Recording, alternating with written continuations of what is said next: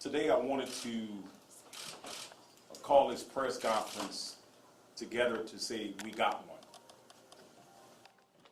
On February the 25th, at the intersections of Picardy and Bluebonnet, there was a shooting incident that happened during broad daylight near the Mall of Louisiana. And through the hard work of Baton Rouge Police Department detectives and the help of our community, we made an arrest today. Today, Demetrion Grimm was arrested and charged with 2 counts of first-degree murder, 2 counts of attempted first-degree murder, and 1 count of illegal use of a weapon. This is still an active, ongoing investigation. And the purpose of us having this is not just to announce the arrest that we made, but also to ask you to continue calling us, continue to work with us. As not only we identify the bad actors that are out here committing violence in our community, but that we're able to make an arrest. And let me say that again. We cannot do this without the community's help. And today, we see that coordinated effort, not only with our community, but with our local and state partners, where we're going to continue to make arrests. I'm not going to speak to the specifics of this investigation at this time because it is ongoing just as we speak, as our detectives are working. But what I am going to do is ask Deputy Chief Darren Moses to talk about the hard work, the cooperation that our police department has been actively working with the community to get the bad actors off the street. Darren Moses. Yes, sir. Good afternoon, everyone. Deputy Chief Darren Moses, Administrative Head over the Criminal Investigations Bureau. We would first like to begin by saying that our hearts go out to all of the families that has lost someone or a family member due to senseless violence. The data that I'm about to give will reflect on the clearances that have been made by our Violent Crimes Unit. To date, the City of Baton Rouge has cleared a total of 33, has had a total of 33 homicides. 2 of those homicides were cleared as justified, which would presently put our total at 31 actual homicides to date. Within that data, 4 homicides are lower in total compared to this time last year in 2021. That would be a 10.81% reduction. Our BRPD Homicide Division has cleared 21 homicide cases by arrest this year in 2022, which includes 6 homicide arrests from previous years that were also cleared by our detectives. BRPD has a 56.76% overall homicide clearance rate in comparison to the national clearance rate that tend to average from 54% to 60.9%. This year, in 2022, to present date, BRPD has made 1,151 felony arrests during the first quarter of the year, with 112 of those arrests being juvenile arrests. In our agency's effort to combat crime during the year of 2021, over 1,500 guns were seized by our Baton Rouge police officers as evidence taken off of the streets of Baton Rouge. And this year, in 2022, to present date, the Baton Rouge Police Department has seized 509 firearms as evidence during our criminal investigations. We would like for the citizens of Baton Rouge to know that our most valuable tool in maintaining public safety and effective policing consists of maintaining communication with our communities, looking out for one another and our neighbors, reporting criminal activity, and just reporting crime overall so crime won't have a place to flourish in our great city of Baton Rouge. Thank you. Thank you. At the beginning of the year, we announced Operation Red Stick, and we talked about our importance to gather criminal intelligence information on individuals that are involved in violent crime, as well as using data from our real-time crime center to help us identify those micro areas in the community where we're seeing crime, areas in the city where we have persistent crime over the years. So I'm going to ask Deputy Chief Troy Lawrence to come up and give us an update on Operation Red Stick. Let me be clear, this is a partnership with all of our local, state, and federal agencies, and it's to put pressure on those small group of individuals that are involved in violent crime in our city. Good evening, everyone. I'm Troy Lawrence Sr., Deputy Chief of Uniform Patrol. And as the Chief mentioned, Operation Red Stick began January 27th, which is about 2.5 months ago. It is, in fact, a collaborative effort between BRPD, the East Baton Rouge Sheriff's Department, State Police, Louisiana Probation and Parole, okay, as well as our most important resource, members of the community. As a result of those efforts that will go through August the 1st, which will give us 6 months, we have made 608 arrests. Of those 608 arrests, 217 were felony arrests. 162 felony warrants cleared by way of this operation. 17 active gang members and group members arrested as a result of this operation. 17 of those arrests were juveniles. We've also executed 49 search warrants. Through those search warrants, as well as proactive policing, here are the results of those efforts. We seized $340,000 in U.S. currency, over 43 pounds of marijuana, 45.2 grams of heroin, 736 ounces of cocaine, 63.8 ounces of fentanyl, and let me be clear about fentanyl. That's a Schedule II synthetic opioid. That's 80 to 100 times more powerful than morphine.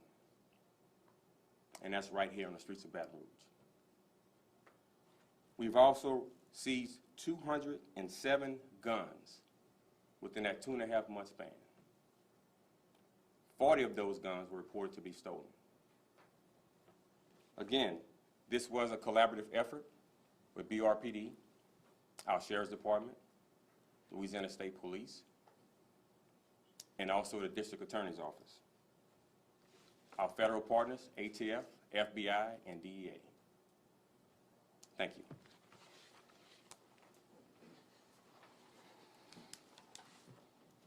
You've heard about the enforcement piece that we've been actively working with our partners. And you heard the numbers on the guns that we're seizing, the arrests that we're making, but yet we're still here. This is why prevention and intervention is so important in our efforts. Just today, I spoke to someone from the community who shared with me information concerning a homicide, about someone who had committed the homicide.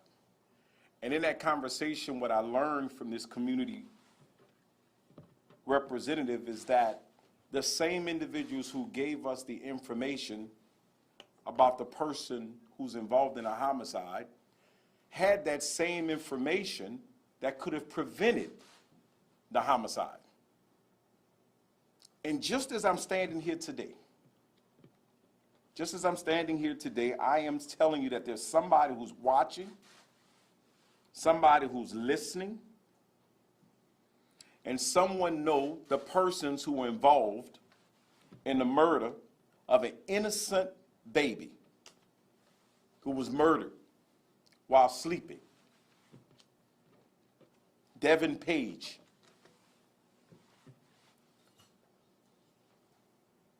Let me be clear.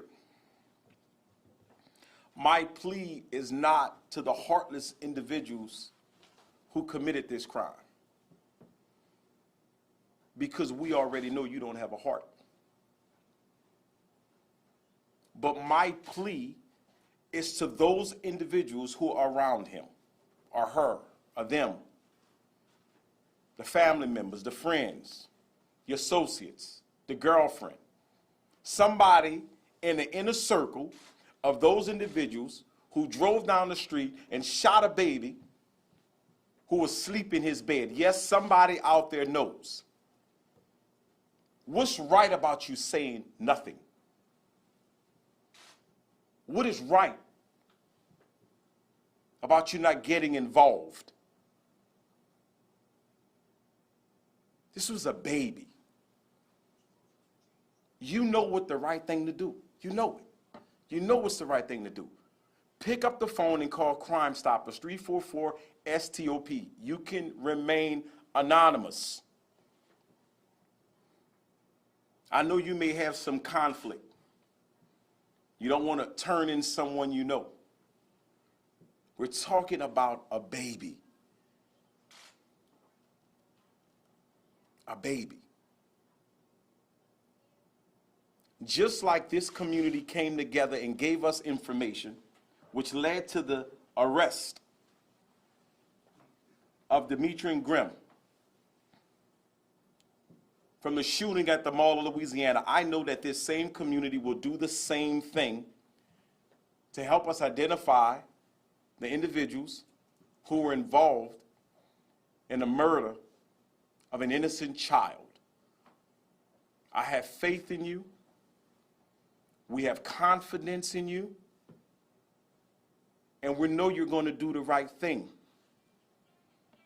We know you're going to do the right thing. Please, give us a call. Allow our detectives to do the work that they're doing. Let's get this person and persons off the street.